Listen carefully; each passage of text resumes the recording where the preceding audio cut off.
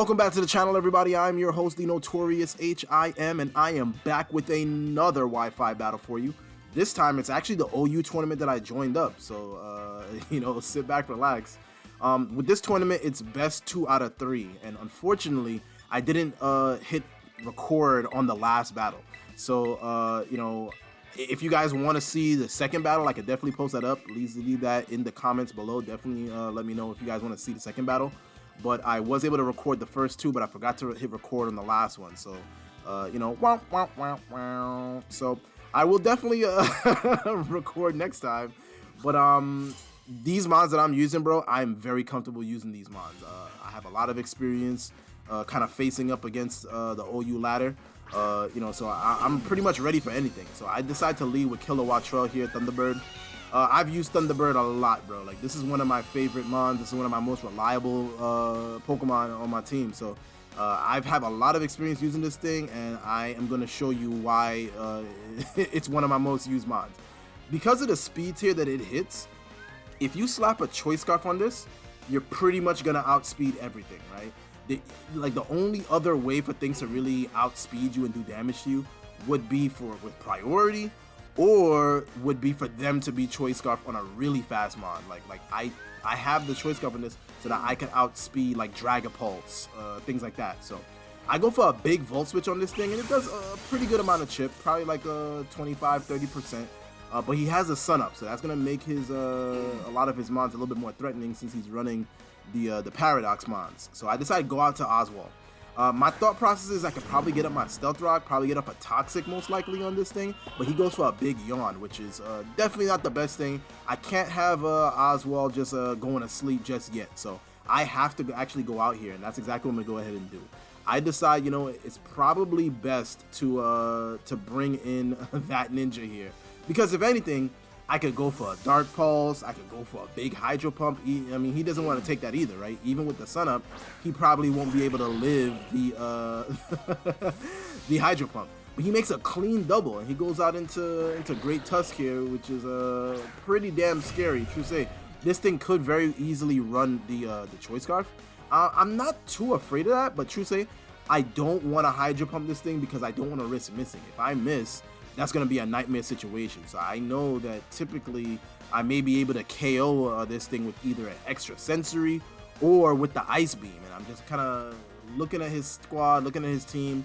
Nothing really wants to take the the Ice Beam from this, right? Like, again, you have to remember, with that Ninja, because of his ability, Protean, he's going to be able to switch into any type right now, and that's gonna give me the stab bonus. So I may be able to just take this thing out. I go ahead and Ice Beam this guy right in the face, and it almost takes him out, bro. It leaves him with probably like 20% health, and he goes ahead and body presses me and knocks me out. And obviously he's max defense, so that's definitely gonna kill Greninja here. So down goes in a very important mon for me. Like, true say, looking at this guy's team, he really doesn't do well with psychic attacks, psychic Pokemon. So I have to play very carefully now that that Ninja is gone, but now I know that I'm faster, so I'll be able to go out into Thunderbird here, get a big Air Slash off, and if something wants to come in, be my guest. I'm just going to try to chip things down.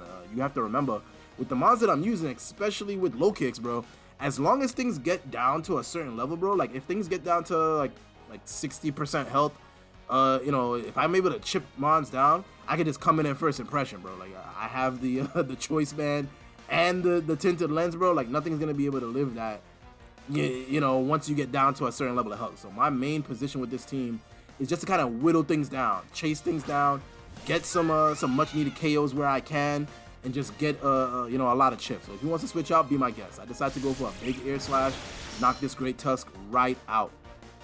True say, I don't really know what he wants to do. Like, obviously, he could pretty much go out into anything here, but whatever he goes out into, I'm gonna make a decision. He decides to go out into the Glamora, and true say, I don't want to take an attack from this thing, right? This thing's probably gonna do the rock move right in my face. So I decide, you know what, let's go out into Oswald here, because even if he goes for like a Stealth Rock or a Toxic or something, I'll at least be able to live that and probably get my own Toxic off. He goes for the Power Gem, so it's a great play for me to switch out. Obviously, Oswald is especially defensive as hell, bro. Like, he's gonna be able to live pretty much anything. So I decide, you know what? This is my best opportunity to get off the Stealth Rocks. I really don't know what his rocker is, or his Stealth Rock remover is. He could very easily use this with the Mortal Spin to get rid of the rock, so I really don't know. But I'm going to decide to get off the Stealth Rock because obviously I need to get those chip, right? The chip is so important for my team. I have to get Stealth Rocks up, and not only do I have to get it up, I have to be able to keep it up, so keep things alive. I am running double rocks on this team, so it's very important for me to maintain that control on the field. And anytime I can, I will absolutely try to get those Stealth Rocks going and just kind of whittle things down. Now I have to make a decision, right? Like, do I want to stay in and go for an Earthquake? Do I want to go for a Recover? I decide, you know what? Let's go for an Earthquake here. And obviously, it will do a lot of damage to this. If this is Sash, it will break the Sash.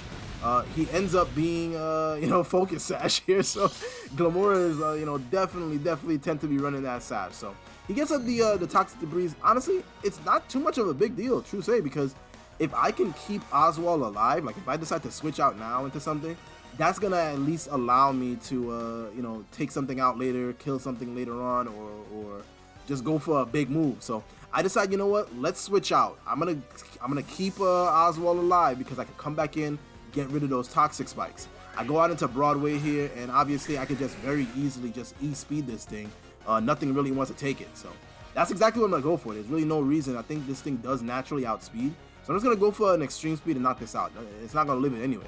He decides to save the Glimmora, which is a pretty interesting play from my opponent here. I really don't know why he would try to save this thing, but he ends up going out into the Corviknight, and I get a big hit with the extreme speed on this thing. Probably takes it down to probably like 75% health, but he reveals the Rocky Helmet, and that's more important, right? So now I have to make a decision. Okay.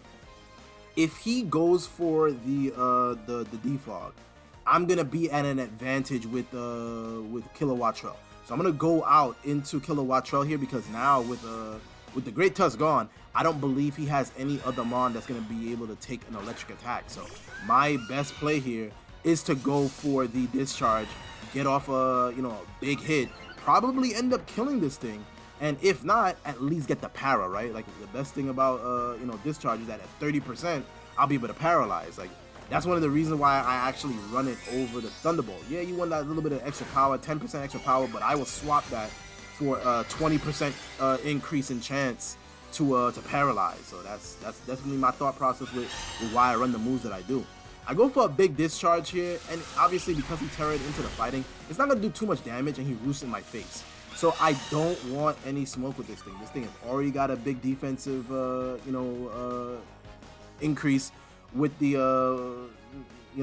with that move. But now I have to decide, okay, if I can go out here, probably go out into Oswald, fodder it off, but at least get rid of the toxic spikes, I'm totally fine with that move, bro. Like, he's showing me that he's more offensive on the Corviknight, which you really don't see, right? Like a lot of the times you just see this thing be physically defensive, but I have a thought that, he's probably specially defensive, max special defense, maybe max attack, I don't really know, or max defense, probably.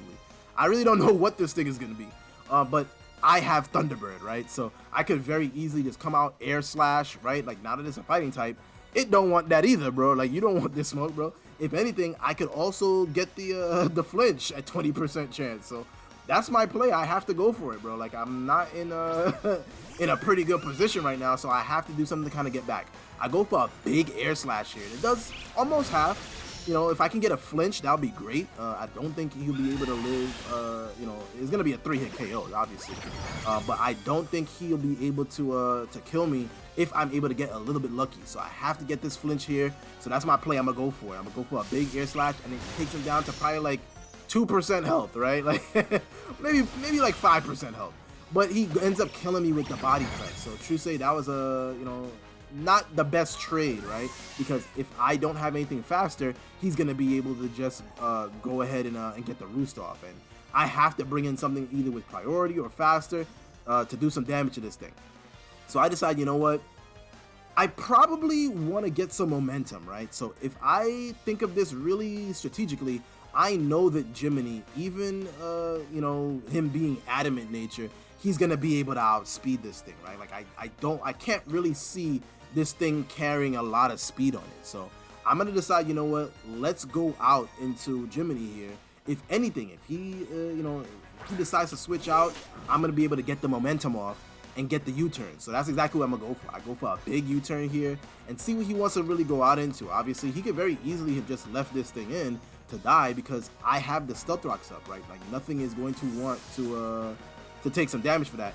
But he makes the switch. He makes the switch out into the Torkoal here, probably trying to get off a rapid spin, right? Like that's probably his thought process. Yo, I have to get these rocks off the field because he probably realizes the shape that he's in. So I go for a big U-turn, and this thing does a lot of damage. Again, this is a resisted hit, bro. So you have to remember, Tinted Lens, bro, like is definitely helping me here. So I go out into Broadway here, and now I'm gonna absolutely go for an extreme speed, right? There's no reason for me to set up. I cannot allow him to get a rapid spin off. So I go for a big extreme speed, knock this thing clean out, which is great. That's definitely gonna help me out here because I have to at least make sure that he's gonna be taking damage on things coming in. And this is great for me, like, right? He did not get up his Stealth Rocks. I got off, whatever hazards he was able to get up. Out comes the Tauros here, and this is definitely a threat, bro. Like, under the sun, this thing is an absolute nightmare, so I have to be very careful with this thing. But I am rocking Tantor in the back, so I'm going to decide, you know what? Let's go out into Tantor. If he decides to go for an attack, fine by me. I know I'll most likely resist it, and I'll be able to at least get him with some damage from the Rocky Helmet because I am fully defensive. He goes for a big bulk up, bro, and this is scary, bro. I really can't deal with this. So I have to do something here. My thought process is, you know what? I could very easily just go for Bulldozes, get him slower. But my real reason around here is I want to get those leftovers off. So I'm going to knock off him. He goes for a big Raging Bull. It does pretty sizable damage. Obviously, under the sun, that's going to do a lot of damage. But I get the knockoff, and that's important, bro, because now you don't have the residual health. This way, there's no way to, do anything to me. I'm going to start going for Bulldozes. He goes for the Protect here, so he now is able to kind of scout out, see what I'm about to do, which is fine. Doesn't really matter. Whatever you decide to do, I mean, it really don't matter, bro. Like, I'm going to Bulldoze. If you switch out, I'm just going to be able to get things slower, so it's only going to help my case here. So I go for a big Bulldoze, and that's honestly, true say, one of the reasons why I run the Bulldoze on Donphan. I could very easily run the Earthquake. Like, damage is very good, right? Like, the object of the game is to get your opponent's monster 0, but I love the lesser speed, bro. Like, when you drop that speed, you just put yourself in a really good position, and he's just eating damage with the Rocky Helmet. So if you want to kill yourself, be my guest, bro. Like, by all means, go ahead and kill yourself. But with the amount of speed drops, this is actually funny here because I actually end up outspeeding. You know how slow Tantor is, bro? Do you know how fast a Tauros is, bro? So for me to now outspeed, bro, like, that's just hilarious.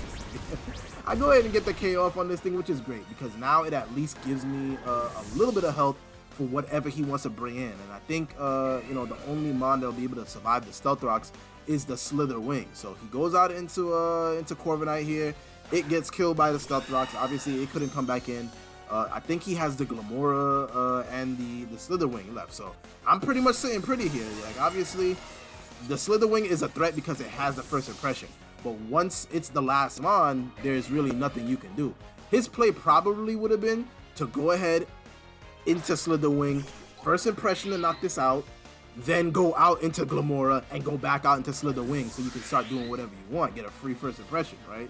So that probably would have been a better play for my opponent, but it really wouldn't have stopped anything because, true say, it really does not matter, bro. Like, at this point in the battle, like, there's really not much he could do. I decide, you know what? Let's just go for the knockoff just to see what he has. He goes for the first impression, which is fine. He does reveal, obviously, that he is going to take that Rocky Helmet damage. Plus, I believe he is Life Orb, so he does lose a little bit of his HP, which is fine. Now I decide, okay, Jiminy's gonna come in here and just clean up, bro. Like, this was definitely a good battle, and if you guys want to see the second battle, unfortunately I don't have the third one, but if you guys want to see the second battle, definitely let me know in the comments. And if you haven't done so already, please rate, comment, and subscribe for your boy. It's been your boy, Notorious H.I.M, and I'm out. Peace!